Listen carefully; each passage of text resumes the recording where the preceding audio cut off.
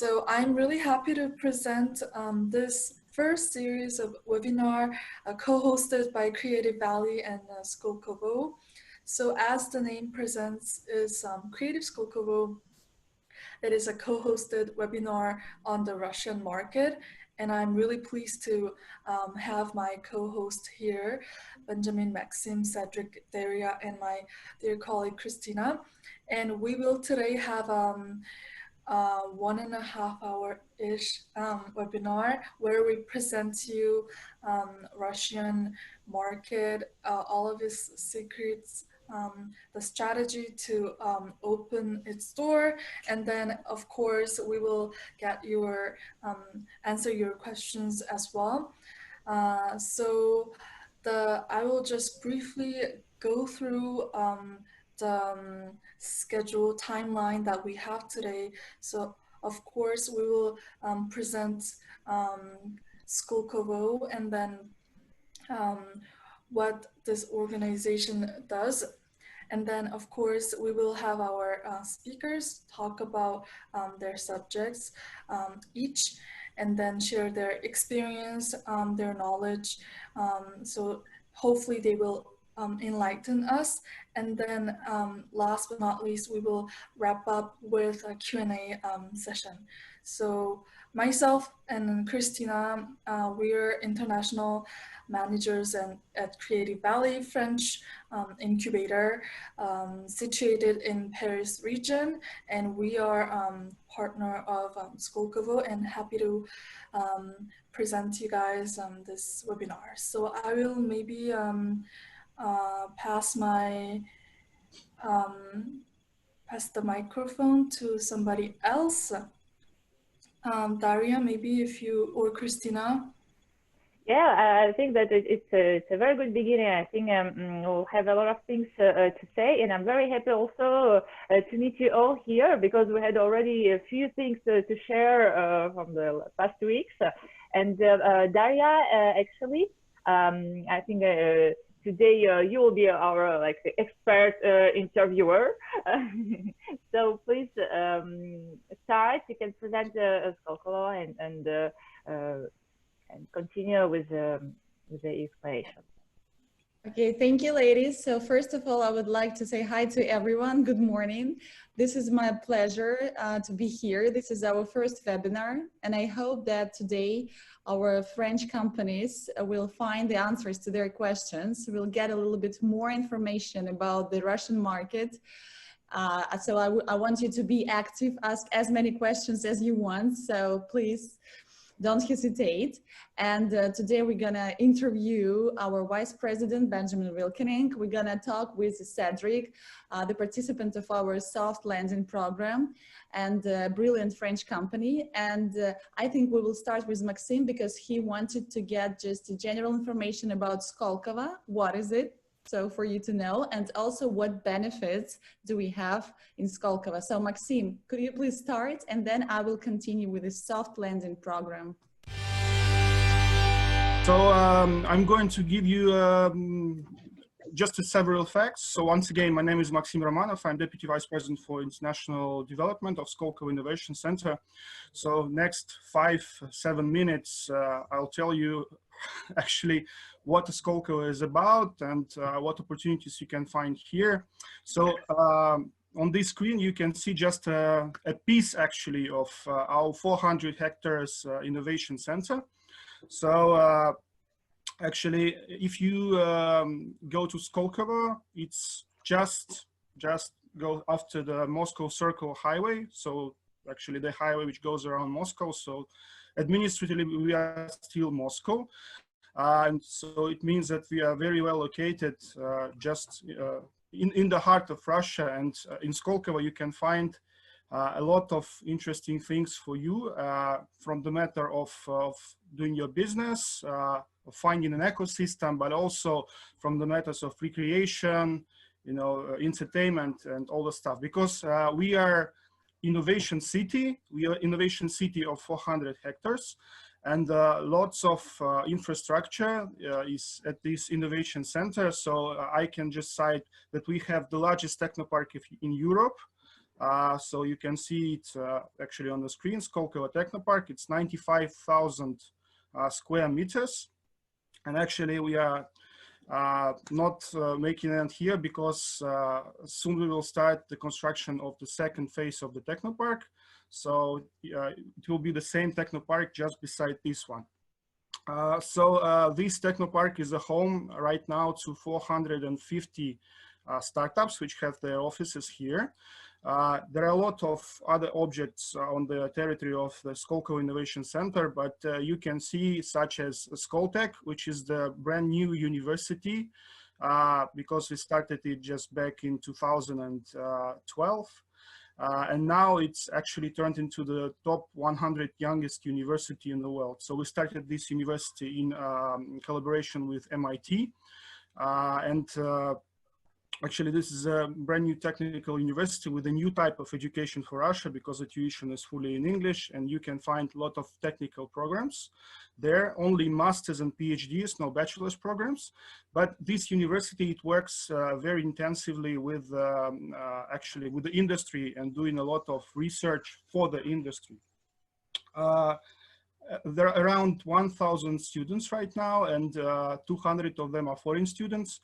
And around 25% of the professors are from foreign countries, and they're actually top level scientists. And well, the university is structured into 10 crays, and the research is space, as biomed, you know, extraction of oil and processing of oil, different, you know, data intensive science and so on. So actually we're going to be hopefully soon one of the top Russian tech universities. So we also have the R&D centers of our international partners and the Russian partners at the territory of Skolkovo. So for example, you can see on the screen such R&D center of Boeing that we have here. And also Sberbank is constructing its R&D center and the largest technopark in the world of 300,000 square meters. So this is a Zaha Hadid architect's project. So hopefully we will see the masterpiece of architecture at the territory of Skolkovo Innovation Center soon.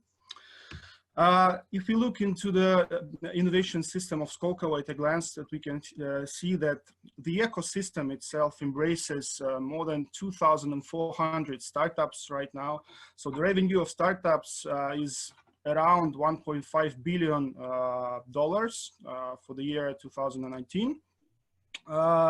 More than 35,000 full-time jobs were created, and now startups, which are all tech companies, not all of them, not all of these 2,400 companies are located in Moscow or the territory of Skolkovo, but they're spread throughout Russia.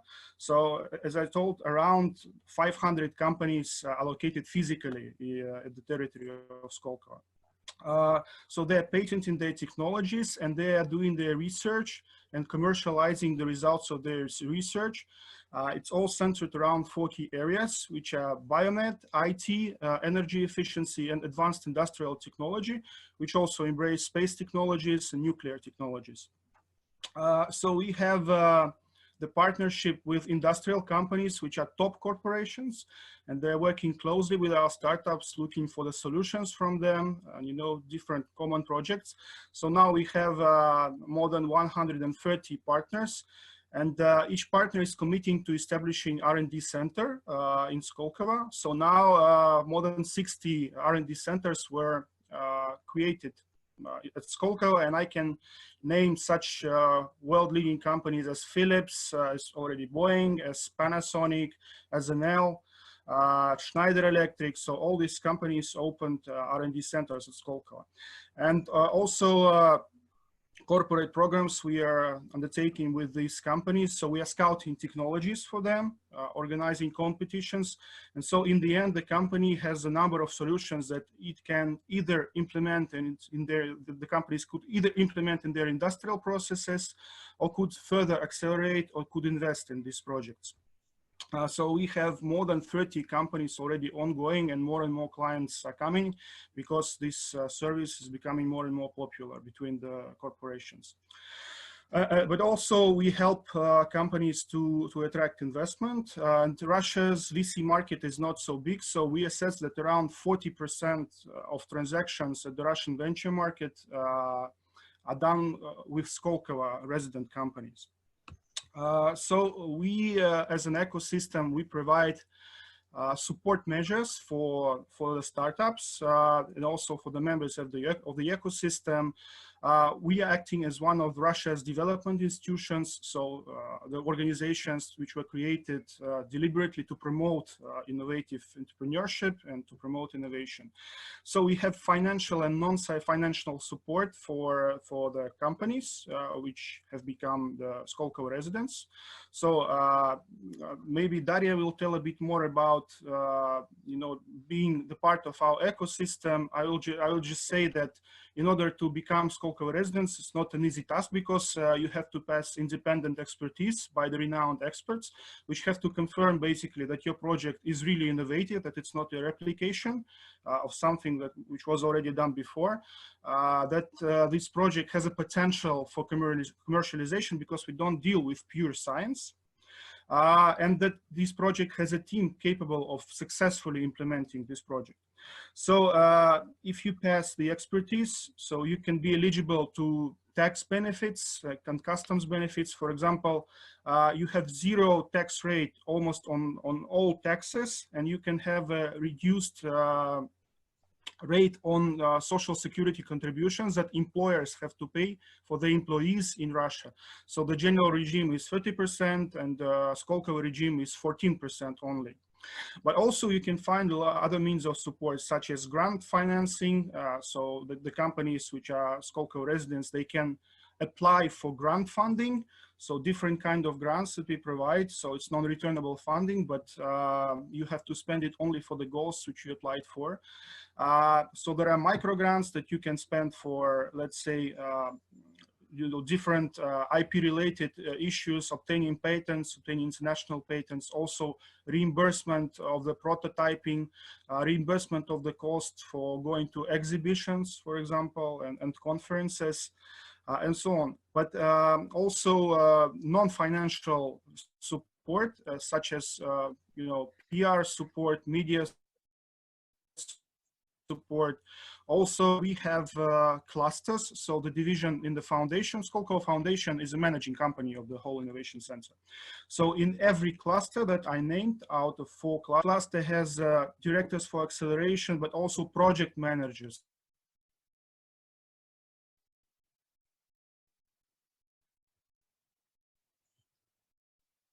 So portfolio manager or project manager knows the demands of the company, tracker for every company.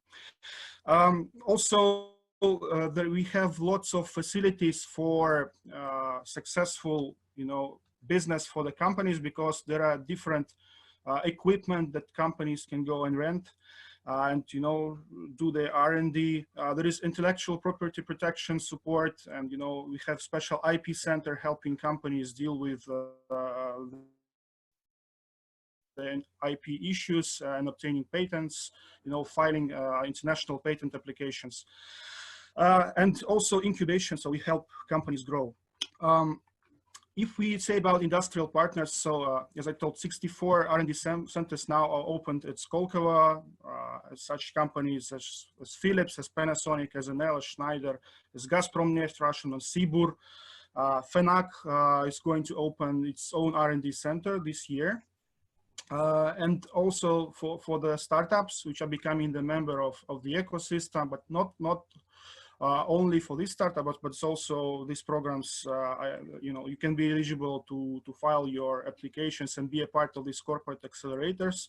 Also, not being Skolkovo members, but if you are in the ecosystem, as we say, 2 + 2 = 5 and not 4, because you can benefit from being a part of the ecosystem, its measures of support, but also to interacting with other innovators, having lunch together, discussing your idea and coming up with new joint projects and launching new ideas, and which can grow into new projects and hopefully into new unicorns. So we are not only limited within Skolkovo with its 400 hectares, because we also have a network of regional operators, and these are actually already existing technoparks in the regions of Russia, and we accredit them and we work with their pipeline. We helping them to become also Skolkovo residents and also benefit from all Skolkovo services and all Skolkovo incentives that we can provide. So now we have 13 regional operators, so acting in the different regions of Russia. We hold different mentoring sessions for them, educating and also involving more and more regional companies in our network of Skolkovo resident companies. So with this, I think I will give a floor to Daria, which will continue a bit, giving you more information about soft landing program and how you can become a Skolkovo resident and what benefits you can get from it. Thanks a lot.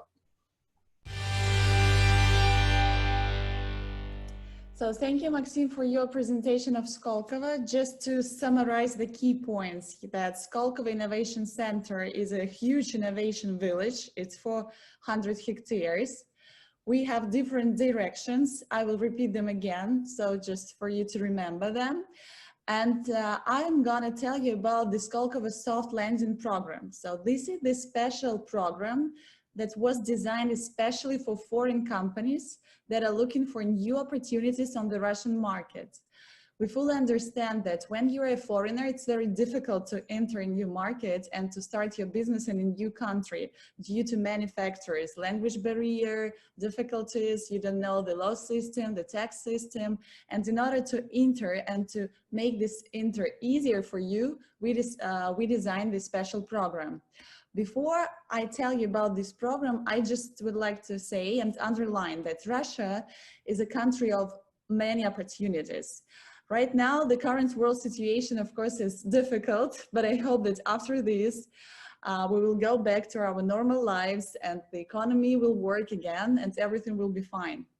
But just I want to point your attention that Skolkovo Innovation Center is located in Moscow, and Moscow is one of the larger cities in Europe, and it's a real big, smart city. So it has many different opportunities, and this city is growing and it has a lot of potential for new technologies and new developments. Also, Russia has a high rate of scientific and technological development, high rate of education, and it's a huge multinational country. So these are some figures about the Skolkovo Innovation Center, that it's a big territory and we have more than 2,000 startups. So it's a huge network, and when you come to join our program, of course, you will interfere with all these startups and find new contacts for your companies. So here are the main directions that we have in Skolkovo. Maxim has already touched them, but I would just underline them again, that we have around 6 main technology domains. So this is energy efficiency, this is IT, nuclear and radiation technologies, space technologies and telecom, biomedical technologies, and agriculture. As you can see, these spheres are very broad, and I'm pretty sure that each company can find this sphere here. So we have main 4 clusters, you can see them. It's like biomed, IT, energy, and promtech, and 6 main technology domains. What about the Skolkovo soft landing program? Usually, when it's not the self-isolation situation, we have it 3 times a year. We have it in Moscow, and usually it takes about 1.5 weeks. So the foreign companies, they come to the Skolkovo, and they have like a full intense program. What do we provide and what you can get? You can get a free workplace in the co-working area. And if you want to stay in Skolkovo more than for 1.5 weeks, we can give it for you up to 1 month for free. So you can fully operate, you can work, use your laptop, everything you need, like it will be your small office. The program is free of charge, absolutely. So the only things you need to cover is your flight tickets or your hotel. Also, we provide you with lectures, seminars, and trainings where we invite different Skolkovo experts. They tell you about the law regulations, about HR situation, about Skolkovo benefits, and many different topics about Russian culture. And we also have some seminars and trainings where we listen to you, where we have pitch session, and we work with your projects. So every company has its own project manager. Maxim told a little bit about this. So this is the person who works with you, who set the goals with you, who answers your questions, and who helps you to apply for Skolkovo resident status if you want it. So during the program, you get the understanding of the Russian market. Of course, we have some networking events. And if there are any big international conferences, we always try to invite our participants to them as well and provide them free tickets for these events. Of course, we organize different meetings with partners, investors, and development institutions. And of course, we provide a Skolkovo community integration. So we try to interfere you in all this ecosystem, try to help you to meet new people. And this is very productive. So the program is, as I said, 1 week or 1 week and a half. Here we have dates available, but of course, right now, for example, the program that is in July, we're gonna have it online. So we invite you to join us if you have an opportunity. I think that will be the first step before coming to Russia. Basically, this program, it helps you to understand what is Russian market. It helps you to see how is the situation in Russia. So when you come to the program, you have 1 week and a half to walk, to see everything, to talk to people. So, and it makes easier for you to understand if you need it or if you don't need it. Because when you come yourself, it's very hard to start. You don't know much information, but when you come to Skolkovo, you live in this ecosystem, you work with many startups, you can ask a lot of questions, you can see yourself how things are going here. If you want to participate in the program, you can apply online. So the link is here. You can see the website, or you can fill in the special application form. You can write me or email me. I will send it to you. You need to fill it in and send it back. We have a little expertise in order to participate in the program. So basically the process looks like this. You apply, we send the applications to the preliminary expertise, and then we send you a confirmation email whether you're accepted or not. We encourage you to have no more than 3 participants from each project.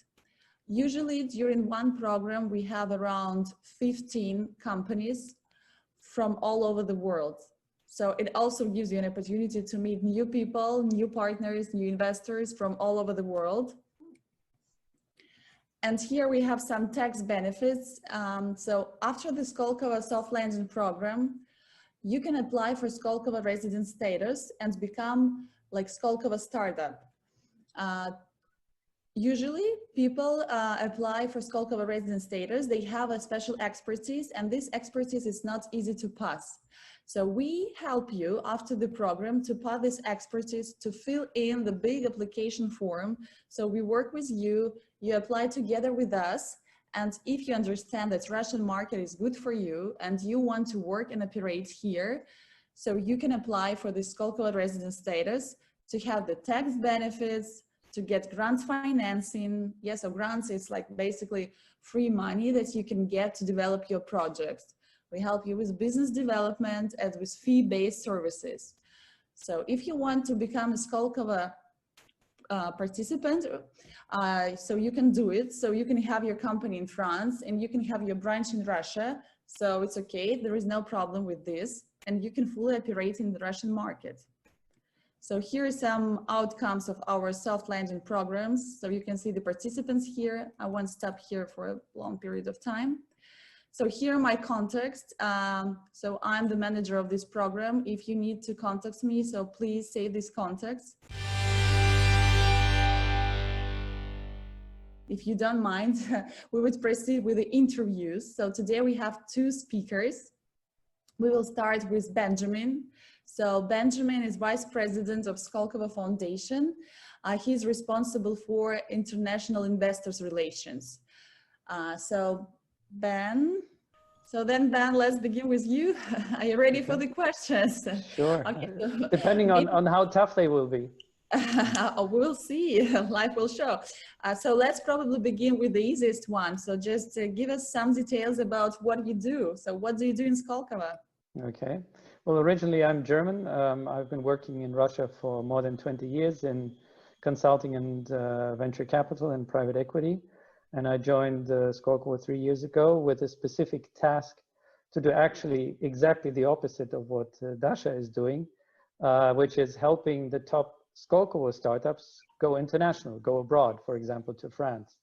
So any startup that has a technology or solution which is viable in international markets, they can turn to our department and we help them enter the foreign markets. So this is a four-step process. First of all, we do the strategy, help them get the right customer development, product market fit, because many of our startups have technological solutions that work very well in Russia, let's say, you know, for Russian railways or for Russian banks or so on. But they also need to be adapted to needs in other countries and specifics. So one is helping the startups determine what is the best market to go to geographically and what is the best customer segment to approach. And Skolkovo, maybe 90% or so is B2B. So clearly it's a focus on corporate industrial customers and not so much mass market products, not B2C. So there's a very specific list of target customers. In the second stage, we help them to actually, there's a very wrong word, which is door opening, but we actually try to help them to get to deal closing, which is much more important. So jointly with the international team of Dasha, we do missions, we visit individual corporate partners, we make contact and negotiations with industrial corporate partners. So thereby we help our startups get to specific pilot programs and hopefully also commercial contracts. In the third stage, we're more passive and we sort of more on an advisory role, which is once the startups have gone through the first steps and they have made a decision to actually enter the country permanently, we will help them advising where to go to find partners for legal restructuring, for tax advice and so on, for setting up permanent distribution. But we don't do this permanently. This is a short-term project. And then the fourth element is helping the startups with fundraising abroad. Many of our startups, when we start working with them, the first thing they say is, oh, we want money from foreign investors because we want to do foreign expansion. Unfortunately, chicken and egg, the question in this case is very much solved. It doesn't work that way. The international investors, for example, French or German investors, they will not invest in a Russian startup to go to France or to go to Germany. They will invest once the startup has proven that the concept, that the product, the technology works, that it is accepted by the local partners in the target country. Once they have successfully completed pilot projects, set up local operations, and then they can get fundraising, they can do fundraising and get international funds. So it's more or less a determined four-step program. Theoretically, we can do only parts of this, but usually it makes sense to go through the whole sequence. Okay, thank you so much. So right now I would like maybe to ask a little bit of personal question, because many foreign companies who want to go to Russia, they are a little bit scared because this market and these countries are known for them and they don't know what to expect. So maybe you can share just what was the most difficult for you when you came to Russia, and what were your like first emotions? How did you feel about that? So please tell us a bit about that. Well, actually, I came to Russia in 1993. So I've seen things that most people actually have forgotten about. For example, hyperinflation. The ruble got to zero behind its numbers every couple of weeks or so. So there were things going on in Russia which were incredibly tough to analyze, incredibly tough to make long-term decisions and so on. So this has completely changed. Russia is a pretty stable and well-managed economy now. The macro situation is actually quite stable. The government is or was in budget surplus, has huge reserves. We've seen the ruble crash in 1998 and a little bit in 2014. I say a little bit, it was only down by a third or so, whereas in 1998 it went down 6 times. So basically, the Russian economy, the macro situation is much more stable. Also, the legal system and business culture has developed a lot. And also the country is quite techno, what's the word, has a big affinity for technology. So if you have a startup with solutions, with technological solutions, Russia is very open to that. So I would say, you know, the kind of things that could have been encountered, and, you know, forget about mafia and all this stuff. Never, ever in my 20-something career have I had any encounters with a mafia or something like that. If you do clean business in Russia, you're not going to have a problem with that. So, you know, I think it is actually quite an advanced and attractive economy. It's big. Consumers are eager to not only to consume in terms of their disposable income, but also to move towards technical solutions online. Mobile services in Russia are way better than anywhere in Germany, or I'm pretty sure in France, and cheaper. So I think there's a lot of reasons to actually go to the Russian market. Yeah, okay, thank you, Ben. I agree with you. And actually, you started this topic with false stereotypes. Yeah, so you said about mafia. So probably you can also tell us about other different stereotypes that you heard. So maybe let's break them down.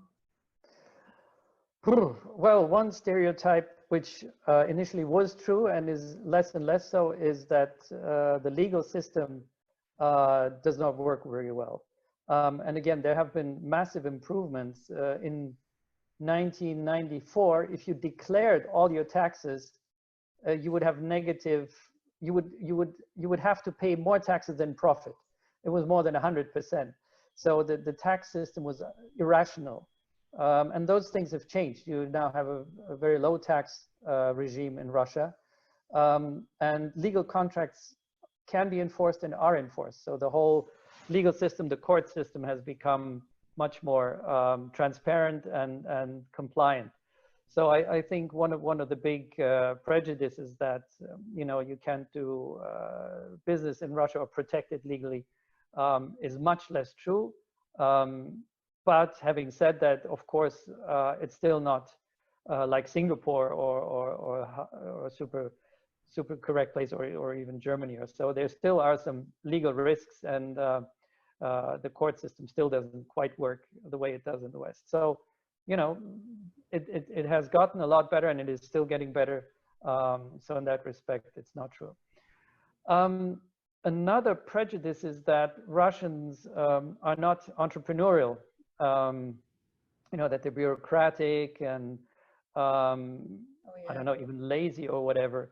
But actually, there's a whole category of people, class of people who are true entrepreneurs, and it started back in the 90s with little kiosks, or, you know, private cab drivers, or whatever you take, because the social system does not take care of people. So people have to take care of themselves, and there's a lot of entrepreneurial spirit out there. And the same goes for the startup scene. It's much more active than people would think and perceive. So I think those are sort of the main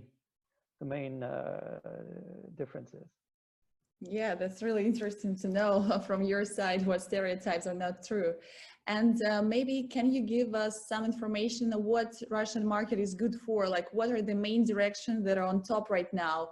Or maybe the most popular, the most needed direction spheres? Well, again, as I said, consumption is pretty big in Russia. So any solutions in terms of retail, online entertainment, and so on. Fintech is working very well. However, I should warn all foreign entrants that there's pretty strong players locally in Russia. So you really have to have a competitive and compelling technological solution to actually enter the Russian market. The other opportunity is Russian industry used to be very low tech. And now all Russian industrial enterprises are forced to become more efficient. Originally, they would hire consultants to make labor more efficient, but now they come to a point where they actually have to modernize and invest in IT, digitization, and so on. So there's huge opportunities of large Russian industrial enterprises needing to become more modern and more efficient. Okay, and we also have some questions from the audience, so I will read one of them. So compared with other European countries, how expensive is it to expand to Russia? It depends on the currency rate. That's for sure. Actually, right now, it's not so expensive. Moscow, whatever, in the early 2000s used to be one of the top 2 cities in the world in terms of living expenses. It's gone down dramatically. But also, and particularly now with Corona, smart people have become much cheaper. There used to be a time when it was really hard to recruit good people, and they would jump from one company to another every year or so and double their salary every time. That's not the market, and that's not the case now. So I think a key reason to enter the Russian market is twofold. One is the market opportunity of Russia itself. And the second one is that, particularly in an ecosystem like Skolkovo, you can get just outstanding development people, engineers, programmers, whatever it is, and actually even deep, hard scientists, things like math, physics, fundamental research. You can get them at a fraction of what they would cost you in France or in Germany or so. So I think it makes both sense from a point of view of conquering the market, but also of getting outstanding resources, human resources, at a very reasonable cost. Okay, thank you. And what are maybe the key factors of success in Russia? Can you recommend anything for our startups? Go local. It works both ways, right? I mean, I tell our startups, you can't go to France and try to sell stuff from Skolkovo. You have to be there, you have to have local people, you have to understand the business environment, you have to understand the governmental regulations, and so on and so on. And this is very hard from abroad. So if you want to enter the market,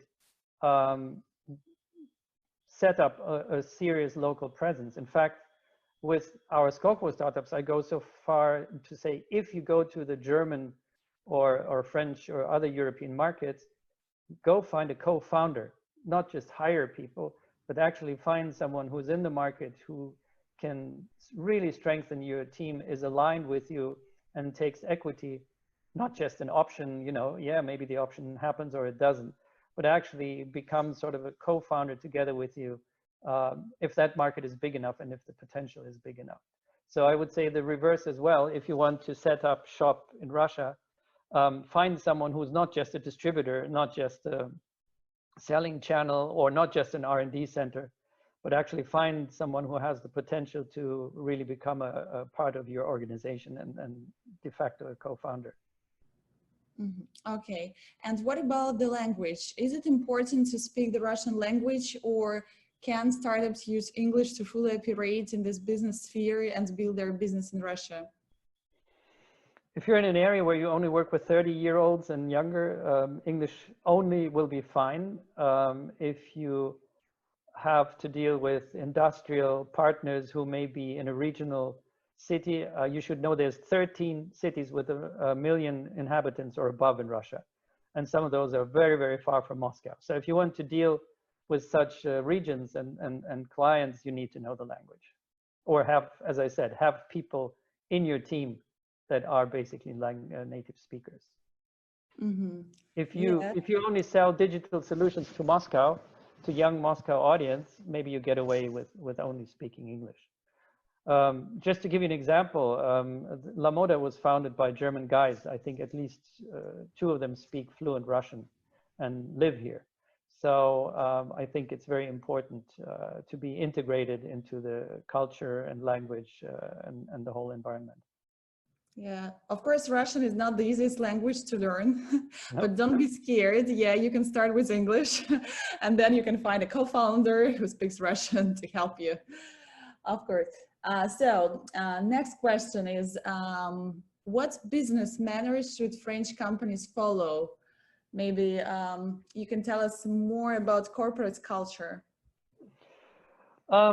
Yeah, I think there's you know, Russia sometimes calls itself Eurasian, sort of a mix between European and Asian, where you would say, you know, Europe is very structured, very formal, everything's written down, everything is formalized, everything is, you know, legally regulated and so on, whereas in Asia, you have much more um, fluidity where people say, okay, we'll try it this way or that way. It's a matter of negotiations, sort of a Buddhistic kind of attitude.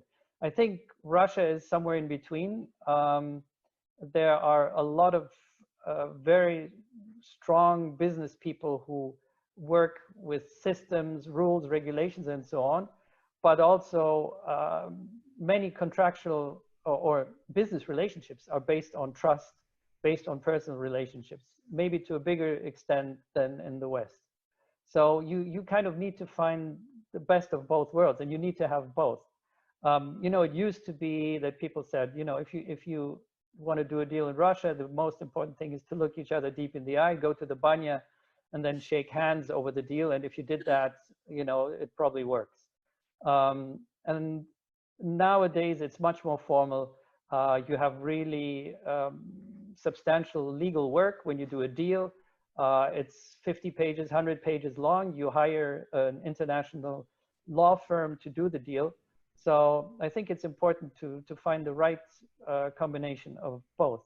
You need to understand people. You need to have empathy. You need to have, you know, openness, sort of have a high EQ.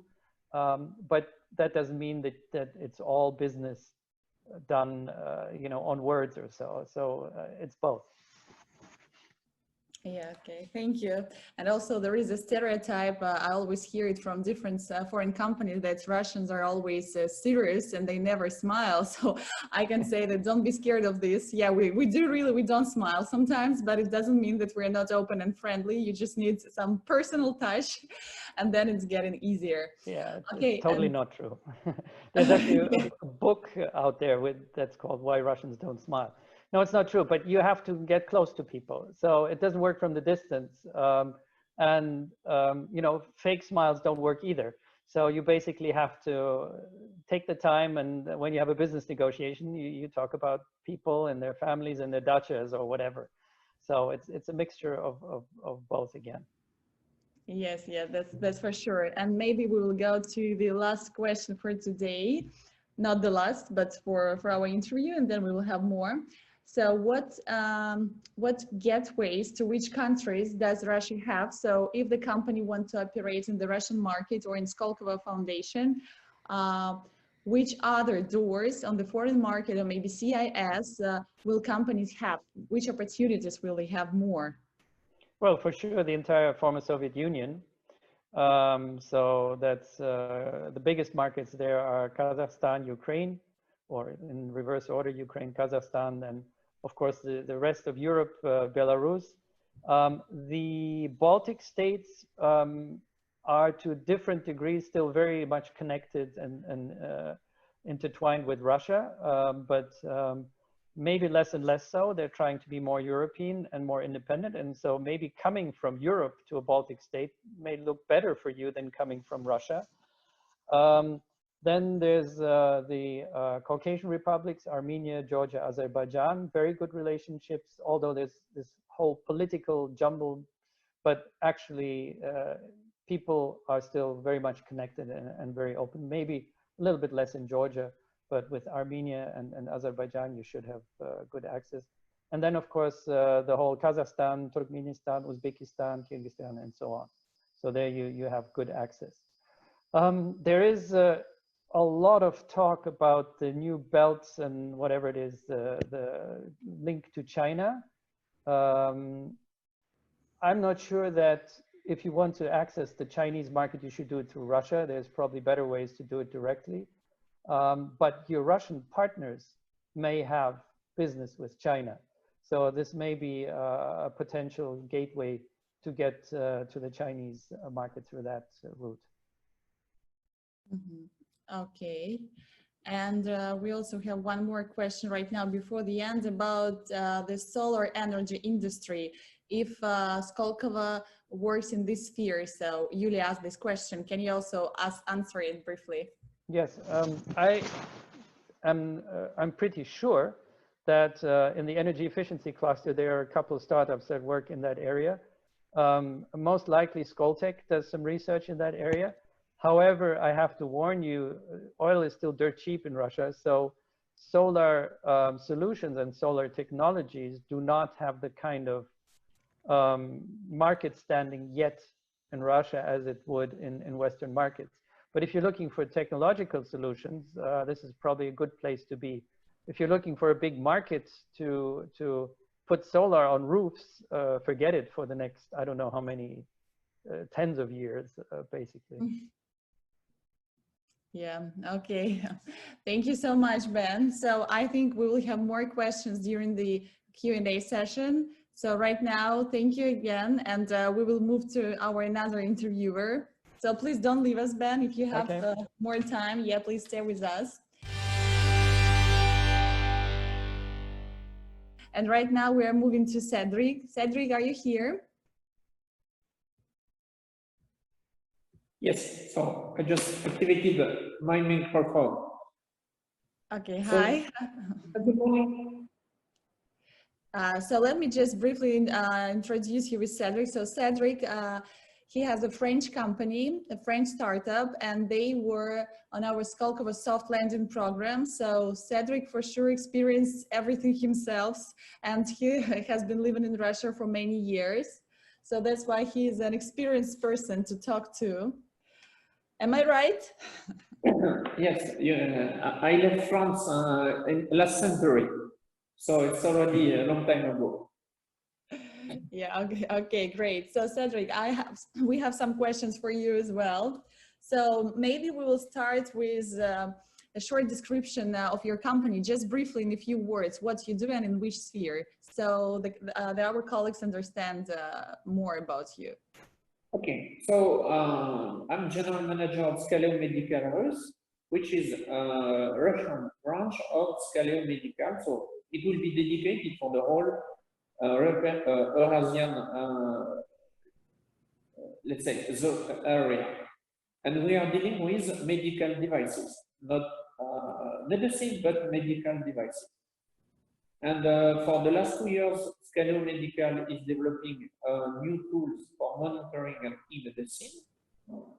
And on the global strategy, the French branch and the European branch, let's say, has production site in France. So for Russia, it is in the strategy to have the Russian production line and to develop the tools.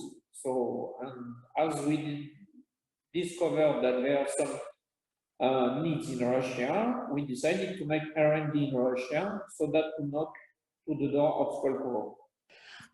So Cedric, and tell us please, why did you decide to participate in the Skolkovo soft landing program? Like what were your goals?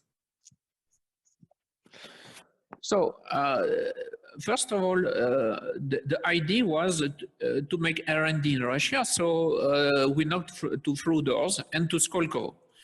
And then knocking at the door of Skolkovo, Mikhail explained that the best way is to use a soft landing. And in fact, he's right, because during the two weeks, we had a meeting with almost everybody, all key people, all key departments, and then we could understand all possibilities of the Skolkovo.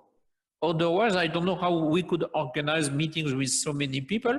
It could take 1 or 2 months, and maybe not to meet all these people. So we had possibility to meet people, but also to understand all connection Yes, it's Maxime. Sorry, not Mikhail. I'm sorry. So to understand all connections between all departments, all specialists, and all possible help. So, and to make everything logical. Mm-hmm. So can you say that this program was productive for you, and can you recommend it to other companies? Yeah, of course. If you are dealing with high technology and you have technological breaks, this is the easiest way to enter Russia, because during this almost 1 hour we discussed about Russia and this big country, but of course there are a lot of things to understand. And so I am here also for more than 20 years, and this is how we can understand higher. If you want to go quicker and through the soft landing program, this is the best way, because you will have a meeting, understanding, but also all the way, and people accompanying you in order to go to success. Mm-hmm. Thank you so much. And can you share a little bit of your personal experience? What are the main difficulties that foreign companies can meet, that they can face entering the Russian market? Don't scare them too much, but just share some. No, you know, I would not stay so long if it was not possible to work in Russia. So, and I even work in Belarus, so you can imagine it was much harder than in Russia. So, but the first thing is to have a lot of specialists and to use a lot of outsourcing in order to be all the time with the best people, knowing the laws and getting responsibilities about all these administrative tasks. Because of course, we have to learn the new rules, the new laws in another language, to give confidence, to trust a lot of people, because we do not manage everything. And the best way to work is to have responsibilized people and companies around you, in order to take on their own this risk and this, of course, updating of all the knowledge. You can understand everything only within 3 to 5 years. So better to split with dedicated and responsibilized companies all these tasks, and it's a huge task, but it's possible. So we still have a lot of small companies, big companies coming with for brand new project, or to accompany big French companies as a supplier, and everything is possible. And in fact, we are 5,000 French people in Russia, and all the time able to help. It was not like this 20 years ago, let's say that. Yeah, as we understand, 20 years ago, according to the band's word and your word, that was much more difficult. So right now it's, of course, easier. And Cedric, we have one question from the audience from Pop Eye Company. So are you here with us? You can ask your question now.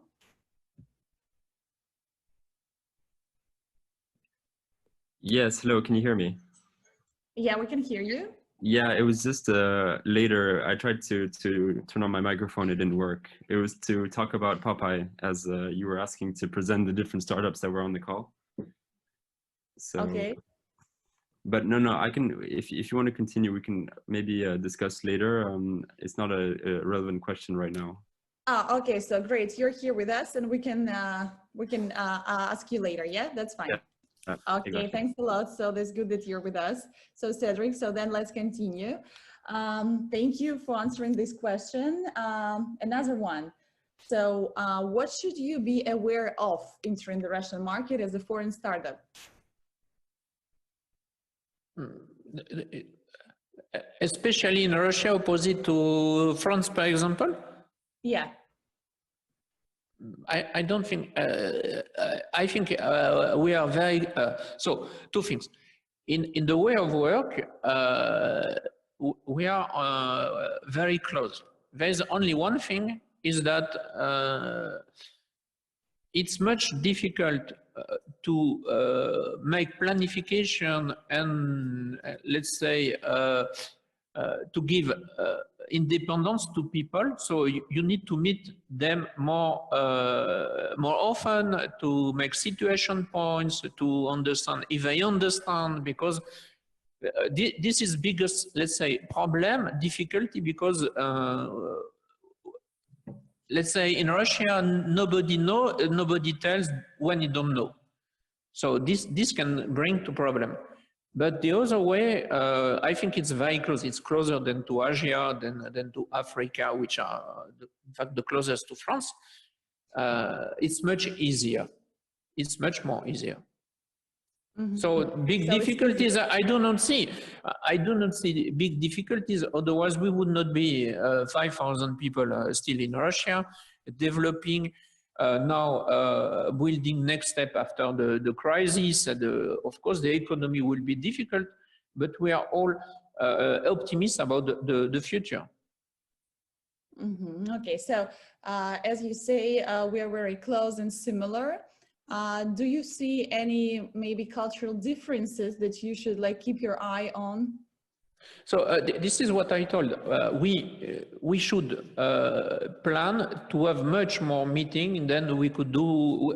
We work for my mind. We use less the remoted way, and we can also say that in fact Moscow in the whole city is 1/3 of France. So in fact it's easy to meet people because you are in the same city, and you need it. It's the biggest difference in culture between the two countries. And so I was telling you just before.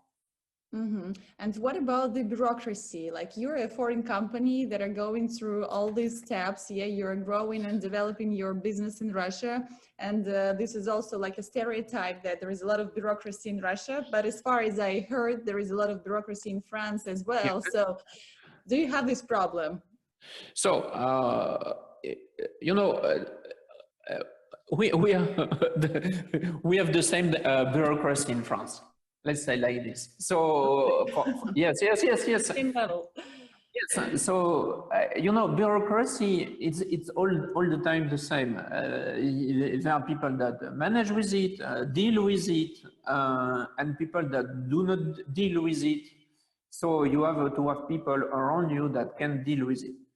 But the only way here, let's say, no, bureaucracy, at the beginning, it's huge. You think it's different.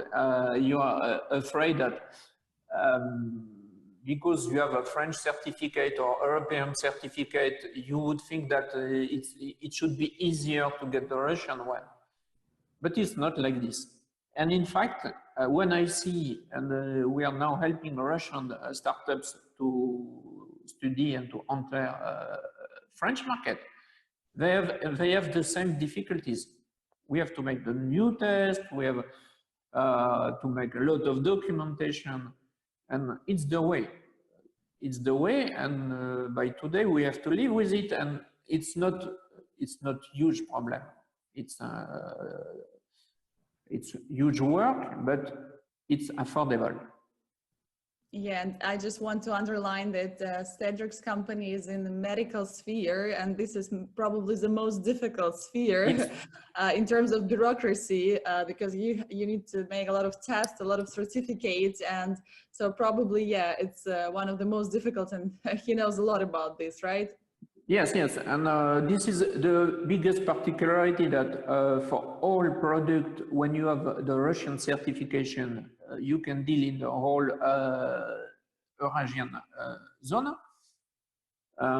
For medical device, we will have to make new certification in any country. So it will be much difficult. But Russia is 140 million people, it's twice France, so let's concentrate already to Russia. Yeah, okay. So for other spheres, it's probably easier for sure. So don't be so scared. And Cedric, one more question also about the expenses that you need to have in mind entering the Russian market in comparison with France. According to your personal experience, what can you say? So it depends. We are in a medical device, and it's huge investment because you have to keep teams for 2 years before getting the first certificate. So when you are dealing with IT and so on, it will be the same, in fact. And maybe you can go quicker to the market because we can see agility of, how to say, programmer. Yes, programmer? People making the softwares. And you have big ecosystem with Yandex, Mail.ru. What, in fact, in Europe, we do not have. Russia is the sole country where you have Uber or Google that are not the main tools. We have Russian ones. And these Russian companies manage to take and to keep positions in Russia. And now they help a lot of small startups to strengthen their leadership. So, and for foreigners entering the Russian market is a very interesting way. And we see French company in IT working very well in Russia together with these two monsters. Okay, good. And maybe just in the end of your interview, you can give just some tips or recommendations, just to summarize everything you've said already. Yeah, so the difficult for French at the beginning, you know, first of all, you need to spend at least one winter in Russia, because when you don't, you are in bad mood, you cannot work. And this is the biggest problem. All the rest, it's affordable things, and everything we can settle. But by today, this is not the story that we were speaking about the 90s and beginning of the 2000s. Now it's very digital, to say, economy, and easy, and without any, let's say, two language for people that would understand and for others that would only try and keep without success. Okay, so Cedric, thank you very much for your answers. Yeah, maybe we will have some more questions during the Q&A session. Just to summarize, I would like to say that what we have figured out today, that Russian market is much better right now in comparison with the 19th, that it has a lot of opportunities, and Moscow is a big smart city. That if you want to operate here fully, English is fine, but of course, if you are very serious about the market, it's better to hire some Russian team members or a Russian co-founder. And eventually, you shouldn't be scared, and you should go clean and don't pay your attention on different stereotypes, because everything is possible and impossible is nothing. And right now, probably we can move to the Q&A session. Maybe do you have some questions? Because this sphere is really interesting. Yes, exactly. So we were talking with Dan, and he was really interested about the Russian market, and that's the reason why we're here today. And he was really interested in understanding how the difficulty for a SaaS business, especially a French one, to integrate the Russian market. And is it difficult to go abroad as a SaaS startup? Because there must be more difficulties if it's an industrial business. But just to integrate the software into the country, we're wondering if it was really difficult or not. Okay, so maybe I think Maxime can help answering this question. Maxime, can you join us? Yeah, sure. I would just maybe cite an example of French companies in Skolkovo. For example, the French Tech Moscow president, Monsieur Arnaud Rousset, he's actually a founder of the startup Relos, which is a resident startup of Skolkovo. It's geometrics retail, you can see. So this is basically what he's doing. So there are some other examples. I will just say that maybe from industrial partners, we have Schneider Electric, they have R&D center at Skolkovo, and We recently signed an agreement with Orange Business Services. So we are making Orange FAB at Skolkovo, which hopefully will be opened this year. But there are also some other instances. I think actually for IT, it's actually our IT cluster is the largest cluster in the matter of the number of the companies. And I think for IT companies, it's the easiest actually to try to go to the Russian markets because the expenses, I think, are the lowest. You know, in comparison to other sectors, and actually, but there is a potential, and I think particularly if you try to come to Russia and to start your business here, there is also Maison Entrepreneur Français, and also Arnaud is a part of it, and French tech community. So lots of you know, French and French-speaking companies and entrepreneurs. So they have you know, like the French tech organization and some others which can help you with this. Yes, thank you. Yeah, that's very interesting, and I'll definitely talk to Dan about it. And he's definitely very interested about the idea. Thank you, Thomas, for your question, and thank you, Maxime, for your response. I don't know if you other startups have questions, keeping in mind that we have already treated like very interesting subjects. So, Jean-Michel, did you wanted to ask a question? Well, it's not really a question. I'm part of Creative Valley. So we already met with Maxime and Daria. I just would like to share my experience because actually Russia is not a destination French startup would primarily think about. It's not that they don't want to go, it's simply that it's not on the radar enough for the moment. When I was younger, there were some cool destinations, and those destinations were moving. There was a time it was New York City, then even Shanghai for a while was kind of the hype city to go to. Not so much anymore, by the way. We have friends working for American companies, for European companies, for Japanese companies, for Korean companies. But actually, if I look around, I don't have any friends working for Russian companies. So there's a kind of big question mark. It's not fear.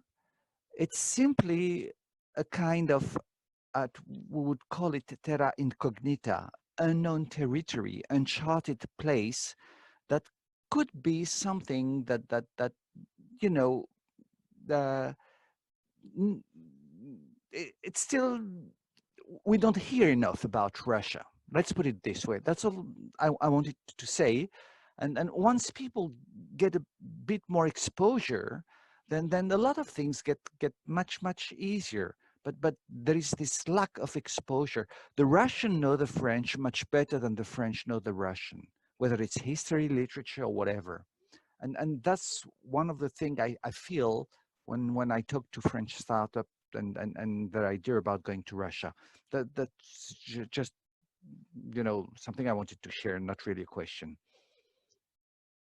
Yeah, I fully agree with you. I think that's true. And there are such hesitations, we can face them. And that's why we were trying to talk today about stereotypes and about things that are true or not true for the Russian market. I hope it was helpful. I can also say that if you have, guys, any questions, you can always contact us after the webinar, me or Maxime, me about the Skolkovo self-lending program if you want to apply and you're interested in it. So please don't hesitate. And also you can contact Maxime about all other questions as well. And maybe if any of our speakers, I don't know, Ben, Cedric, Maxime, if you want to add anything else in the end, so please, you're more than welcome. Thank you, Daria. I'll just want to add that hopefully after all this coronavirus, you know, crisis and all the implications of the coronavirus crisis, and I think it's just a very good idea just to go to soft landing program and try to feel the spirit of Skolkovo and the Innovation Center, you know, because it's impossible to have the full understanding and the full feeling of how it's organized and actually how it feels. So in order to feel the ecosystem, I think soft landing is the best, you know, opportunity just to go to try to be in the skin of the Skolkovo resident and also to feel the atmosphere and to feel all the benefits of the ecosystem. So my advice is, if you look on the Russian market, this is a good opportunity for you and, you know, the good way to start. Okay, yes, I fully agree with you. Thank you, Maxim, so much. Ben, do you have anything to add in the end, or maybe to advise, to recommend to our companies? Well, I think every case is individual. So, you know, if you have questions, please feel free to contact me. I will put my email in the chat, and feel free to contact me directly. Okay, thank you so much. Yeah, I think we have all our emails in the chat. Yeah, Ben, please add yourself, your email as well. And Cedric, so I will just pass the word to you also. If you want to say some final words, you're more than welcome. Yeah, just to add that, in fact, here, together with all these French companies, we are making what's called a French team. So French team for IoT, French team for IT, for medical device, and so on and so on. And in fact, we know that there are a lot of projects in Russia, and we need some technical or technological bricks to add to potential offer, and everything could be the best way for people coming inside soft landing program to adapt to Russia, to bring the technology, and then together with all French companies or all members of Skolkovo to answer this huge program called Russia 2030. So welcome. Okay, great. Thank you so much. And I would like just to summarize that. Thank you again. Thank you, Creative Valley, for your cooperation, for organizing this webinar. For us, it was a pleasure. We hope that we gave a little bit more useful information about the Russia and the Russian market. And I would say that the majority of foreign companies who come to Skolkovo, who go through soft landing program or who visit Skolkovo, they are actually European. So it's not that scary. We have a lot of European companies from France, from Germany, from Switzerland, England, and they're all trying to operate and to enter the Russian market, and they do it pretty successfully. So don't be afraid. Be brave, try new markets, try new opportunities. If we can help you with that, just let us know. So from my side, that's all. So Jay, you and Christina, maybe you want to add anything in the end. Thank you. Yes, thank you very much for all your presentations. It were very clear. And I think that you've like resolved the questions of scare that French startups could have before. I thank every participant, and I hope you guys all have a really good day and take care. Thank you so much. So have a great day, everybody. Thank you. Bye-bye. Bye-bye.